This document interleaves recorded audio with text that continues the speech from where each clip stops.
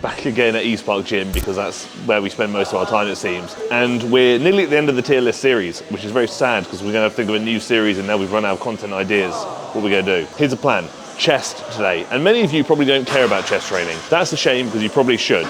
Today, we're going to talk about the boobs, the breasticles, the chesticles, whatever you want to call them. And we're going to debunk a lot of the misinformation surrounding chest training currently and basically tell you how to really simplify chest training to make it not only better, but probably easier too. So that's what we're going to do. Comment down below telling me that you love the video. Thank you. Please help me. I've got a sore tummy. First movement of the day is probably the most common pec movement, chest movement, whatever you want to call it, the bench press. For a long time, for I guess hypertrophy purposes, I was always quite anti-bench press. But as time has gone on, my views have actually shifted. When we're looking at the pecs, what we're thinking about is your upper arm and it's what it's doing in relation to the body. The pecs are responsible for bringing the upper arm across the body, humerus across the body. You've heard me say that many times in the past. And I was always quite anti-barbell movements because of the fact the upper arm doesn't actually travel too much across the body. When you're doing like a dumbbell press, for example, humerus go across the body. When you're bench pressing, it's limited. But over time, I've realized that it's actually not that important. We don't need to fully shorten a muscle to suddenly make it an effective movement or not. So that kind of made that point redundant. I've since shifted my opinion. And the thing that kind of leads me more towards bench pressing and why many of my clients do bench press in some capacity or barbell press in some capacity is purely because of stability. I've got like a really dry mouth.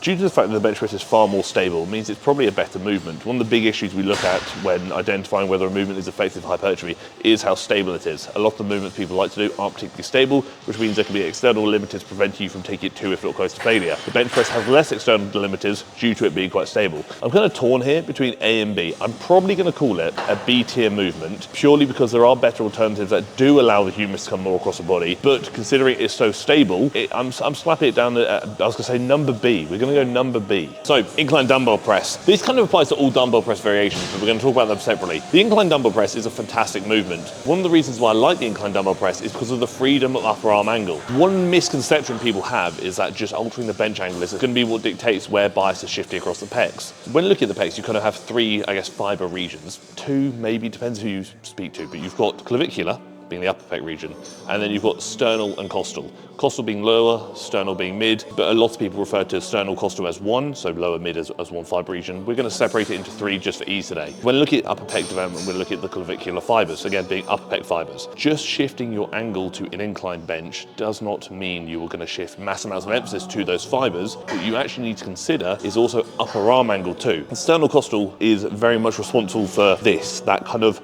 high levels of abduction coming across the body like so. If you want to then shift more emphasis to the upper pec, what we then consider is tucking the elbows down at 45 degrees with that incline angle as well, implementing an element of shoulder flexion as well, where you're kind of coming up. The upper pecs do this. So this is why we want to kind of combine the two with an incline bench and a 45-degree pressing angle. The issue is, dumbbells aren't particularly stable, and that's one of the big issues. Sure, you can bring the humerus across the body quite well, I respect, but you kind of lose tension towards that top point anyway, so it's kind of redundant. But I notice this a lot. Once you get to a certain point, the issue is not whether your pecs are failing. The issue I find when dumbbell pressing is that stability is failing me, meaning that I can lift, but I'm not failing because my pecs cannot take any more. I'm failing because I cannot stabilize the weight. Sadly, as much as we'd like to think that means it's effective, that's not necessarily the case. The issue that comes into that then is I'm now actually not training my pecs as effectively as I could or thought I was, because they are not what is reaching that close proximity of failure. I'm being hindered by an external variable, which is something we really want to try and greatly reduce or influence when looking at optimizing hypertrophy. It doesn't mean it's a bad movement, it just means that it's an additional external variable that probably isn't ideal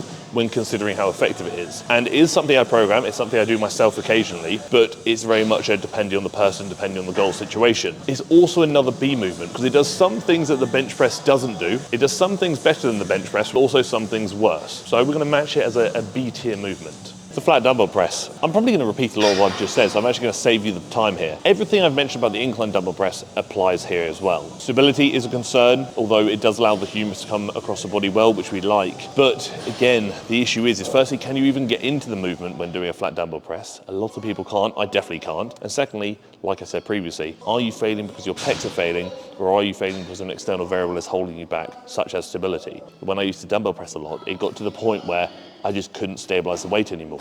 And people would be like, oh, work on your stabilizer muscles. What are they? What are my stabilizer muscles? Is that the concern here? Or is the concern actually the fact that I'm lifting some really heavy dumbbells, and when things get heavy, it's hard to stabilize, which ultimately just prevents me from taking the movement as close to failure as I would like with the target musculature in mind. One big thing when dumbbell pressing is you have to remember, if you are tucking your upper arm more, you may shift more emphasis to the upper pec fibers. If you're flaring your arm more, you may shift more emphasis to more the sternocostal fibers, being mid to lower pec fibers, whatever you want to call them. When you're dumbbell pressing, you do not need to stress too much about fiber divisions of the pec. Do not stress about that. Ultimately, I would say dumbbell press with the upper arm angle that feels most comfortable for you. When I flare too much, it really hurts my shoulders. So sure, it may bias certain fiber divisions better, but for the sake of my shoulder health, it's probably not worth it. So I like to tuck a little bit, purely because it means I can lift pain-free, and although I may be shifting emphasis slightly elsewhere, I'm not going to hurt myself in the process, and that's probably more important than purely optimizing fiber division targeting of the pecs. I'm going to match it. We've gone 3 for 3 now. It's another B tier movement. B because I do program it, and I do think it's good movement. Not any higher because, again, I think stability can be a really big demand for a lot of people in the future. May not be applicable to you now, but it might be down the line. I will keep it as another B tier movement. We're going to obliterate this movement because this is something I see so many people do. I see people like Dr. Mike Israel promoting things like this. This is probably one of the worst commonly utilized pec movements out there. It doesn't make a lot of sense. The dumbbell fly. When you are doing a dumbbell press versus a dumbbell fly, what really changes? Again, when we're thinking about the pecs, we're thinking about the humerus and what it does in relation to the body. Remove elbow down. Let's just ignore the elbow down, purely focus on the humerus. When you're dumbbell pressing, your humerus is doing this. When you're double flying, your humerus is doing this. Nothing changes. The big thing is when you're dumbbell flying, you're probably using a lot less weight, which in turn makes no sense. Why would you choose a movement that is requiring you to use less weight with no additional gain? The second thing is, because of how people typically adopt more of a straighter arm path during, you're going to be putting a lot of pressure on your biceps. This is why when I program fly variations, cable fly, pec deck fly, whatever it may be, I typically say treat it like a press, because what your upper arm is doing, whether you're bending your arm or straightening the arm, is not changing. The big difference when you bend your arm versus straighten the arm is when you bend the arm more, you're going to be taking a lot of pressure off the biceps. When you straighten the arm more, there's a lot of pressure on the biceps. You lie on the bench and hold a dumbbell out to your side like so, biceps feel okay. Do the same thing but straighten your arms, your biceps is going to feel absolutely obliterated. Again, putting unnecessary pressure and strain through the biceps that doesn't need to be there with no additional benefit. Just dumbbell press. Or if you really want a fly variation, jump on a cable, jump on a machine where you're at least going to have tension throughout the entire range. I'm going to discuss this shortly when I speak about obviously pec decks and short and range movements, but ultimately when using dumbbells you're losing tension at the top portion anyway because of gravity. If you want to get an additional short and range movement in, which a dumbbell fly does not do, just grab a machine. Don't waste your time with the dumbbell fly, throw it in the bin. It's a D tier movement for dumbbell. I've basically gone on to say how crap the dumbbell fly is, but I'm going to tell you a really great fly variation that isn't crap, and that's a pec deck fly. Firstly, tension throughout the entire movement, fantastic. I mentioned previously when you do a dumbbell fly, tension drops off due to gravity. That's not going to be a consideration here. You have tension throughout the entirety of the movement, which of all the movements we discussed so far, this is, again, thus far, the only movement that will shift a lot of emphasis to the pecs in their shortened range, which is here. This is shortened range, this is lengthened range. So immediately, it's so much better than a dumbbell fly. People jump in and say, oh, but it's very similar to a machine press. But is it really similar to a machine press, or does it actually work the pecs in their shortened position, which machine presses typically don't? Really be that Batman. And ultimately, there doesn't need to be a lot of discussion surrounding this. Is pec deck fly, cable fly, whatever you want to call it. I think we'll discuss the cable fly shortly. Takes the pecs through a full range of motion, which we like, humerus across the body. Keeps tension on throughout the entirety of the motion, which we like. And also, because of the freedom of arm movement, you can treat it like a press. You can bend your arms on the way back and straighten them as you contract, thus taking emphasis away from the biceps that doesn't need to be there. Pair that with the fact it's a very stable movement because it's a machine. What's wrong with it? Probably not a lot. The only issue that a lot of pec flies actually have is the stack is notoriously light. Most pec flies have a very light weight stack, which means you have to add additional weight to it, which a lot of gyms do not like. So that's always a concern. But outside of that, due to the fact it's bloody sick as a movement, due to the fact it works the pecs how we want to work them, due to the fact it's stable, it's an S tier movement, simple as that. S for stable, there you go, it's stable and S and stable. That one, yeah. Annoyingly, you're going to notice a trend here. You do not have a lot of variation when it comes to the chest. You have basically press variations and fly variations. So hence why we're discussing so many alternatives or variations of similar movement patterns. The cable fly does exactly the same as a pec deck fly. You can keep tension on the movement throughout the entirety of the range of motion, so there's no mass drop off. Again, it's cable, the gravity isn't really too applicable here. You can bend your arms and treat it like a press. All of the positives apply, but there is a downside here, there's a negative. Because there is no back support, And because it's likely going to be standing, it's likely going to be less stable. At some point, some of you may be faced with the problem is that you are cable flying more weight than your body can really tolerate. And what I mean by that is, for example, when I'm doing a cable fly, it's at the point now where it's such a nightmare to actually stay planted to the floor without basically flying off the ground due to the weight of the cable stacks. Stability is just wildly thrown out the window, which means the emphasis I'm trying to keep in place on the pecs is being diverted elsewhere. I'm just hindering the effectiveness of the movement. So there are ways you can mitigate that by adding a back support, by doing it seated with a bench, for example. To be honest with you, more effort than I can be bothered to put into something. And for that reason, although the movement is great, now we have been presented with an external limiter, I'm going to drop it down the list. So although the pec deck fly was an S tier movement, I'm bringing this down to probably a C tier. It's still good, I would still program it, but if you're lifting more than your body can hold and you're finding stability to be an issue, there are probably better alternatives out there. So I think C is very fair. Next move on the list, a movement we can't actually display here, but we're going to put B-roll of me do it elsewhere at my other gym, the gym joint. The Smith machine press, be that incline, flats, whatever you want to do, the Smith machine press. Quite frankly, I love it. It's fantastic. Some of the hindrances of the barbell bench press still apply here, which I kind of said aren't too overly important, being the fact that your humerus cannot fully travel across the body, but that's okay considering it's not a short-term range movement. A Smith machine is bloody fantastic. People used to demonize the Smith machine. Oh, it doesn't allow you to work your stabilizer muscles. I'm not trying to work my stabilizer muscles. What are the stabilizer muscles you're referring to? I'm trying to work my pecs, and I want to think about keeping as much emphasis as possible on said boobs. So with that, the Smith machine takes you through a very fixed path of motion, which is fantastic because you can also adjust it to how you want to.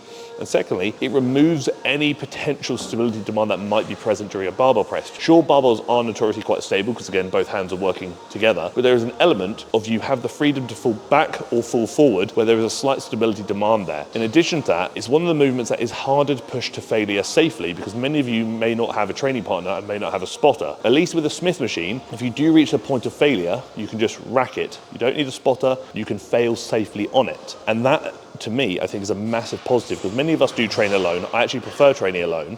So having the freedom to know that if I do fail, I'm going to be okay without somebody there is really reassuring, especially if I'm trying to take the muscle to, if not close to failure. I don't want to be held back by a psychological limitation. So not only is it more stable than a barbell bench press slightly, it's also safer than a barbell bench press when it comes to failing on your own. And immediately, maybe I'm biased because I actually really like the Smith machine now, never used to, I'm going to give an S tier movement. S for Smith machine, for stable and safe, because it's both of those things. I just really like it. The machine chest press. Again, not all machines are equal. Some are crap, some are good. Assuming that the gym you have utilizes a good machine. Machine chest press. Everything that a dumbbell does badly, this does better. In the sense that stability is going to be less of a demand, because although arms are often working individually, you do not have the issue of freedom to fall backwards, forward, left and right because you're following a fixed path enabled by the machine. Fantastic. Immediately the movement's very safe because you can push it to, if not close to failure, effectively without the hesitation that you're going to drop a dumbbell on your head or you're going to get pinned under a barbell. There's not really a massive amount to say about the machine press. Ultimately, it's stable, it's safe, it takes the muscle through the intended range of motion, and there's usually a lot of variety regarding incline machines, flat machines, even decline machines if you so wish. What is there to complain about? S tier movement, simple as that. Doesn't need to go further. To be frank, I'm going to keep this short and sweet. If you're doing the plate press, please either fire your coach or reevaluate your programming because it's menacing behavior. Back in the day, the bros always used to talk about how I do the plate press for my inner chest. What inner chest are you talking about? I've already spoken about 3 fiber divisions, maybe even 2 fiber divisions of the pecs. Inner tits weren't part of those. Doesn't exist. Behave yourself. With a dumbbell, fine. Far more applicable as like a close grip variation because you actually hold onto the dumbbells. But I don't know how much weight you can realistically hold between your hands like so. Probably not a lot, let's be honest. Comparatively, if I'm pressing over 200 and something kilos, I'm not holding that between my hands like so. It's just silly. Don't do it. Put it in the bin. It's a movement that doesn't allow you to train the pecs effectively because you can't take it to failure. It's a move where safety is going to be a concern because you will slip and drop that on your head and that hurts. It's also just a movement that just doesn't do what people think it's going to do, which is target the inner chest that doesn't exist. It's D, it's diabolical, it's dreadful, it's deceptive. D for don't do it, Taylor says, and I back it. Don't do it. It's silly. Put it in the bin. The last one on the list, dumbbell pullover. Everyone needs to do this movement for the lats. When people actually theorize that due to how the arm is moving downwards, it may actually be more of a lower pec, like sternal costal pec movement or costal pec movement, whatever you want to call it, whether you split it into 2 or 3, that's another story. It may be a lower pec movement. And I'm kind of on the fence here. I get it. The lower pec fibers we're referring to do seem to have very good leverage at doing this, which is very similar to what the pullover does. And the lats do seem to lose leverage beyond the 120 degrees, which is kind of where you are for a pullover. So I do kind of get it, but I'm kind of torn here. I've included it because I wanted to cover it in both lat video and the chest video, just to cover both bases. Is the dumbbell pullover a movement I would actually incorporate for the pecs, even if it does target them effectively? Probably not. I find it, for me personally anyway, very unsafe for my shoulders. My shoulders don't like it. It's just not a very comfortable movement for me. It's very awkward to get into, and quite frankly, I just think there are better alternatives out there. Most people do tend to have slightly underdeveloped upper chests, being upper pec fibers, clavicular fibers, so I would probably shift more emphasis up there versus down there. I'd probably call it a D movement or a D tier movement, not because it's not good, I just think there are better options out there and it's just not something I would program frequently.